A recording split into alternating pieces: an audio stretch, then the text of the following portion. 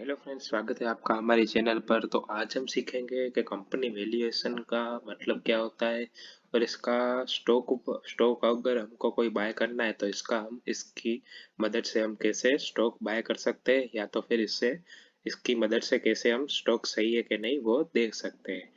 तो वैल्यूएशन तो आपने सुना होगा कि प्रॉपर्टी की वैल्यूएशन जैसे होती है वैसे ही कंपनी की वैल्यूएशन भी निकलती है।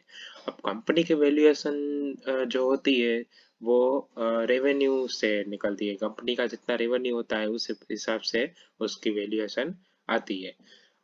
आपने मार्केट कैप के बारे में तो सुना ही होगा। किसी भी कंपनी का मार्केट कैप होता है वही उसकी वैल्यूएशन होती है, मतलब मार्केट कैप मतलब वैल्यूएशन। अब ये वैल्यूएशन कैसे निकलती है कि वो रेवेन्यू पर निकलती है। समझिए कि किसी कंपनी का रेवेन्यू 1,000 करोड़ है और उसका मार्केट कैप है 5,000 करोड़।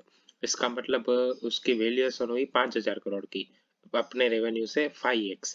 तो आज हम देखेंगे कि भाई हमें कितने एक्स तक, कितना 1x 2x 3x कहाँ तक कंपनी को हम बाय करना सही है और किसको ओवर वैल्यूड बोलते हैं वो उसके बारे में आज हम सीखेंगे। तो उसके लिए मैं आपको थोड़ा एग्जांपल देना चाहूँगा। आप कंपनी ए का चार्ट चार्ट दे सकते हैं। उसका रेवेन्यू है कुछ 10 से 11 हज़ार करोड़ का और उसका मार्केट कैप आप ऊपर देख सकते हैं, स्मॉल कैप जहाँ पर लिखा है 19,000 करोड़ का है। इसका मतलब इसका मार्क वैल्यूएशन 2x है।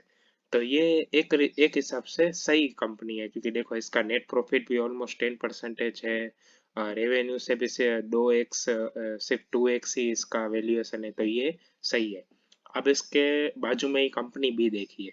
इसका रेवेन्यू है 10,000 करोड़ और नेट प्रॉफिट 12 से 13% का है। लेकिन इसके वैल्यूएशन देखिए, मार्केट कैप देखिए 1 लाख करोड़ का है।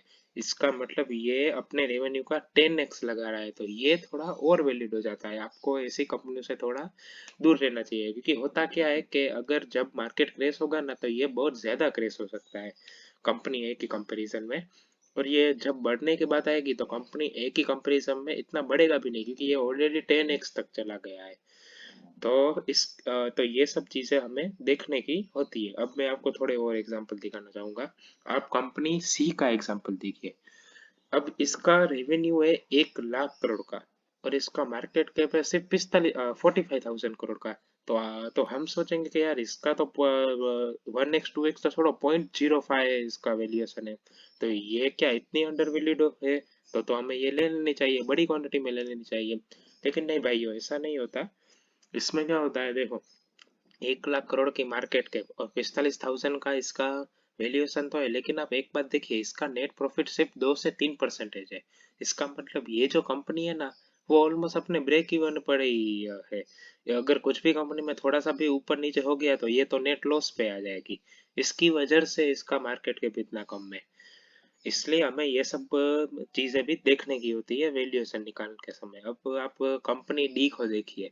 इसका रेवेन्यू है 7 से 6 हज़ार करोड़ का और इसकी वैल्यूएशन तो आप देखिए 1,000 करोड़ है। लेकिन आप इसमें देखिए ये नेट लॉस कर रही है 1,000 करोड़ का। तो ऐसी जो कंपनी होती है ओवर वैल्यूड, लॉस मेकिंग और जो ऑलमोस्ट ब्रेक इवन पर हो, ऐसी कंपनियों से हमें थोड़ा दूर रहना चाहिए। सब कुछ परफेक्ट हो तो ही हमें इन्वेस्ट करना चाहिए, वरना हम कभी भी फंस सकते हैं। अब मैं आपको और एक एग्जांपल दिखाता हूँ। ये है कंपनी ई। इसका आप देखिए, इसका रेवेन्यू है कुछ 2,500 करोड़ का। ठीक है, 2,500 करोड़ का इसका रेवेन्यू है और इसका मार्केट कैप है 80,000 करोड़ का।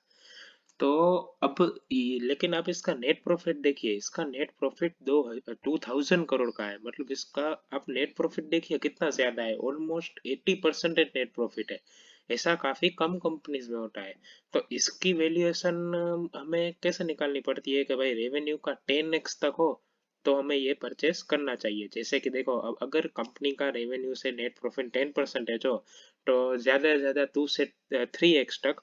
लेकिन अगर नेट प्रॉफिट इतना ज्यादा हो तो हमें इसकी वैल्यूएशन 10x तक समझनी चाहिए। जैसे कि 2500 करोड़, अगर ये मुझे 25,000 करोड़ की वैल्यूएशन पे मिलता है तो मैं इसे बाय कर सकता हूँ।